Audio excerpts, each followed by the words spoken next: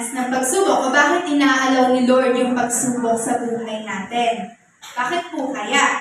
Kasi ito yung way ni Lord. Ito yung way niya para malaman kung gaano ba katatag o kalalim yung pananampalataya natin sa Kanya.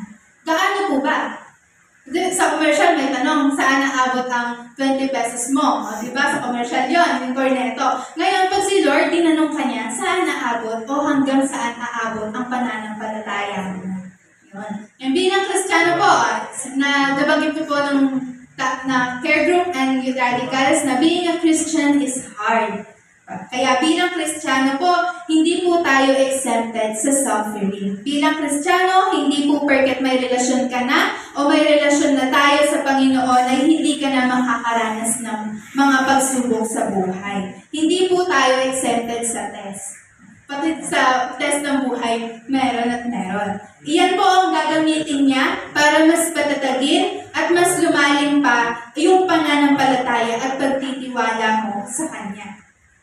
And also, nakatira po tayo sa mundo, sa madilim na mundo, kung saan marami tayong mararanasan na iba't ibang pagsubok. Madilim po ang mundo natin dahil si Satan din ang namumuno dito sa mundo. Kaya, dapat po, maging handa tayo palagi. And always na lapitan lang natin si Lord and humingi tayo ng protection sa Kanya. God didn't say trials won't come, but He did say, He will be with you, will love you through it all. Kapag nakakaranas ka ng pagsubok, minsan po bumibitaw tayo, di ba? Minsan hindi na tayo nananatili sa presence niya. Pero siya, yung pagmamahal niya, ibibigay niya pa rin yun ng buong buo. Ganon siya, ganon niya tayo kamahal. Ganon niya kayang ibigay yung buong pagmamahal natin niya sa atin kahit na tayo ay minsan bumibitaw na sa Kanya. Ako po, hindi ko po alam yung pinagdaraanan nyo sa oras na ito. Hindi ko po alam yan, but God knows. Alam po ni Lord kung ano yung trials na hinaharap ninyo. God has taken care of you. God wants to keep taking care of you so that you can accomplish His purpose in your life. God wants to fulfill His promises. And you must, kailangan lang po natin, trust. Trust that He will give you His protection and in whatever area you need. God is a God of love, and He takes care of you and protect you because you are special kay God. Special ka sa Panginoon. We are special, and you have been born with incredible purposes. Second question po, bakit kailangan natin humingi sa Panginoon ng protection para sa pagsubok? Bakit po kaya? Dahil walang ibang sasama sa atin. Although yung kasama mo, pwedeng gamitin ni Lord yan na instrument para samahan ka. Pero iba yung pagsama ni Kristo sa atin. Amen. Dahil walang ibang tutulong sa atin para harapin ang pagsubok natin sa buhay. Without God and His protection or guidance, hindi natin kaya mapagtagumpayan yung araw-araw na pagsubok na hindi dumarating sa atin. Si Lord lang ang magbibigay ng pag-asa, lakas, para patuloy tayong lumaban sa buhay.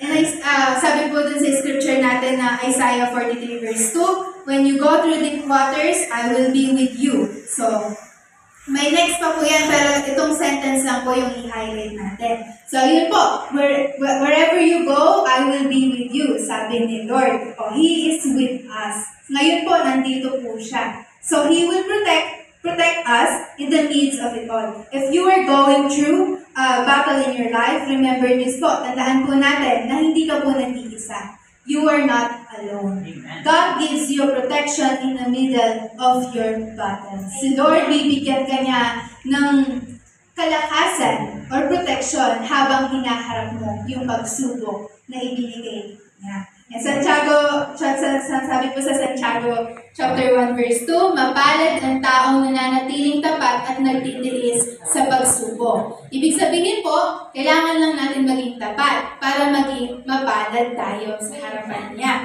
Kailangan natin magtiis sa mga pagsubok na dinadanas natin para maging may pagpapala na darating sa buhay din natin. And ayun nga po, may solusyon sa bawat problema. At tandaan, ano man ang nararanasan mo ngayon, hindi yan ang kwento ng buhay mo. Hindi yan ang kwento ng buhay natin kung ano man yung sitwasyon na dinaranas natin ngayon. Hindi yan. Ang kwento ng buhay mo ay magsisimula kapag naka Kristo.